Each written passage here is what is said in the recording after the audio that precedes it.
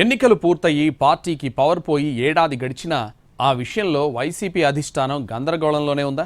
ఏం చేయాలి, ఎలా చేయాలన్న విషయంలో ఇప్పటికీ క్లారిటీకి రాలేకపోతుందా?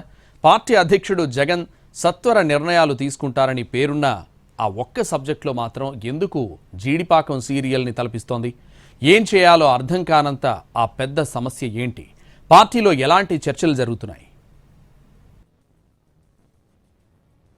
2024 అసెంబ్లీ ఎన్నికల్లో సోషల్ ఇంజనీరింగ్ పేరిట భారీ మార్పులు చేర్పులు చేసి చేతులు కాల్చుకుంది వైఎస్ఆర్ కాంగ్రెస్ పార్టీ. 80 అసెంబ్లీ సీట్లతో పాటు పలు లోక్సభ నియోజకవర్గాల్లో కూడా ఇన్స్టంట్ కాఫీలాగా ఇన్స్టంట్ మార్పులు చేసేసి చివరికి 11 సీట్లకు పరిమితమైంది.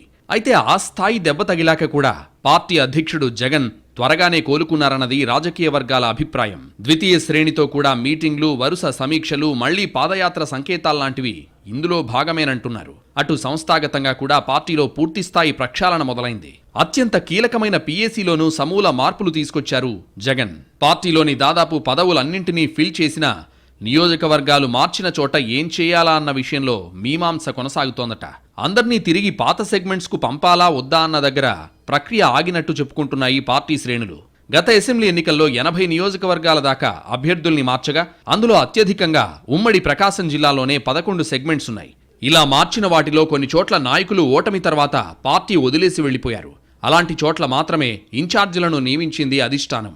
ఇక మిగతా నియోజకవర్గాల్లో మాత్రం నేతలు తాము అక్కడే ఉండిపోవాలా లేక మారుస్తారా అన్నది అర్థం కాక అయోమయంలో ఉన్నారట.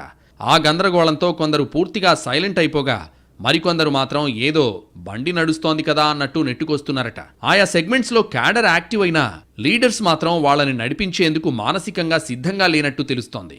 అసలు మార్చిన కొత్త నియోజకవర్గాల్లో కొనసాగేందుకు వాళ్ళు ఇష్టపడటం లేదనేది వైసీపీలో ఓపెన్ టాక్. ఇష్టం లేకున్నా ఎన్నికల టైంలో పార్టీ నిర్ణయాన్ని కాదనలేక కొత్త చోట్లకు వెళ్లామని, అక్కడున్న వాళ్ల సహకారం లేక ఇప్పటికీ ఇబ్బందులు పడుతున్నామన్నది ఎక్కువ మంది మనోగతంగా తెలుస్తోంది.